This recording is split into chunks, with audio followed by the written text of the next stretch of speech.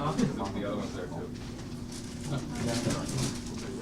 Saturday, November the 4th, the Minister of National Defense, Harjit Sajjan, met with representatives of the Ukrainian Canadian community in Toronto, the leadership of the Ukrainian Canadian Congress Toronto branch in UCC's boardroom.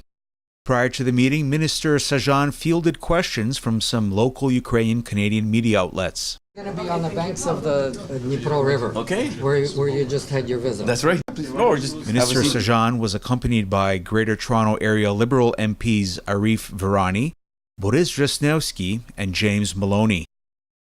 Forum TV asked Minister Sajjan two questions.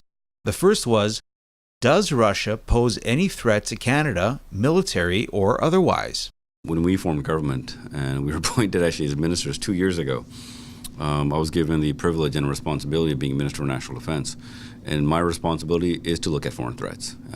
And not only by looking at the threats, and the Canadian Armed Forces and our national defense structure is extremely important how we deal with these threats. So the Prime Minister, making sure that we had all the right resources, mandated me to conduct a thorough defense policy review. What that has allowed us to do is taking a broad look at those threats from Russia, from around the globe, look at our domestic footprint as well, and then how do we need to resource ourselves appropriately? But more importantly, we did a very thorough analysis inside the Canadian Armed Forces. We didn't have the resources to be able to actually look at our sovereignty. So one of the things is, I've been very blunt about it, we haven't been properly resourced, and this is not to actually lay blame to anybody, this is actually to take ownership of the problem. Now the defense policy that we have today is set up for the next 20 years, increase the size of the forces, how we're going to be very strong in Canada for our sovereignty, especially in the Arctic.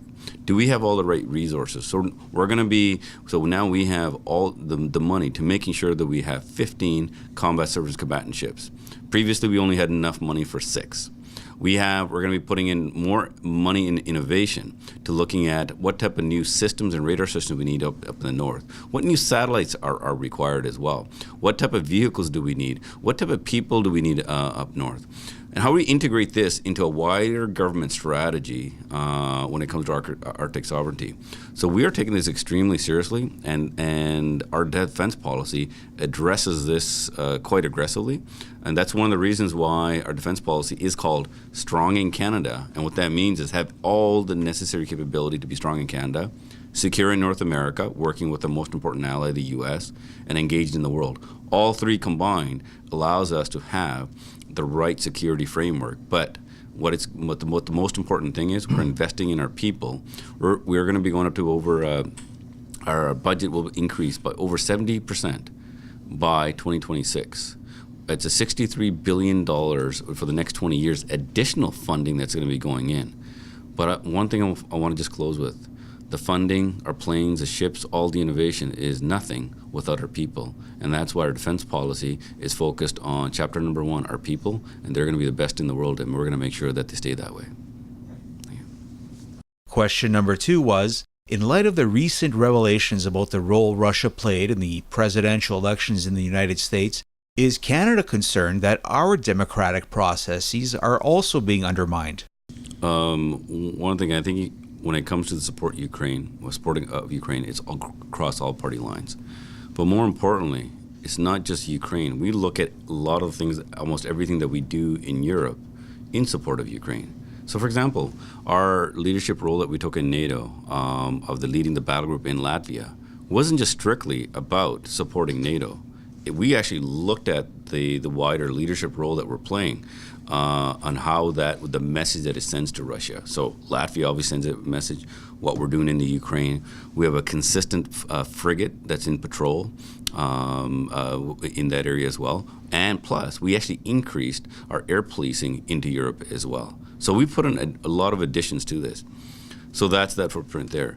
Plus, the other aspect of it is the cyber threat, the threat to our democracy, what we have seen, in the U.S.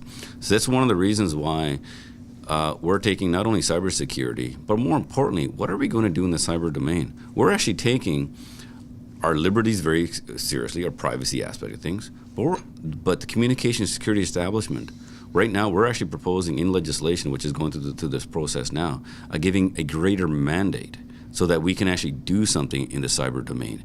Right now, we have to wait for an attack to hit us before we can actually do anything, even though sometimes we know that's happening.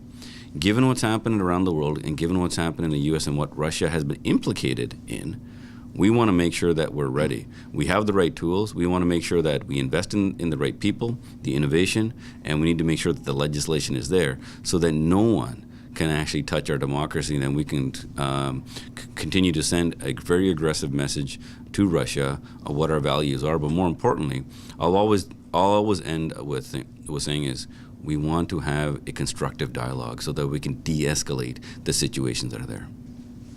Yeah. Okay, thank you. Kalina Kardash of the Homin Ukrainy weekly newspaper asked the minister, can you give us an update on the process currently in place for putting Ukraine on the automatic firearms country control list? I can assure you that is going, we are speeding that through the process very quickly. So, as I told Minister Poltrak, we do have to go through our system as well. The Defense Cooperation Agreement was the first step, and we got that through, and that is the next step now. But I told Minister Poltrak is it doesn't stop us actually from starting the planning right now. So as the signatures for that goes ahead and the officials go through the process, we're already planning way ahead in anticipation of that happening, and it will happen. But we're going to continue on working. Is there an expected finish date? I don't give you a date. I do know that I recently saw where the process was. It's actually rapidly moving through this. There is actually. There's a normal process. I can show you this is an expedited process to making sure that this gets done because we want to allow for the Defense Cooperation Agreement to be taken advantage of. Yes. I don't know if it's our time up or not.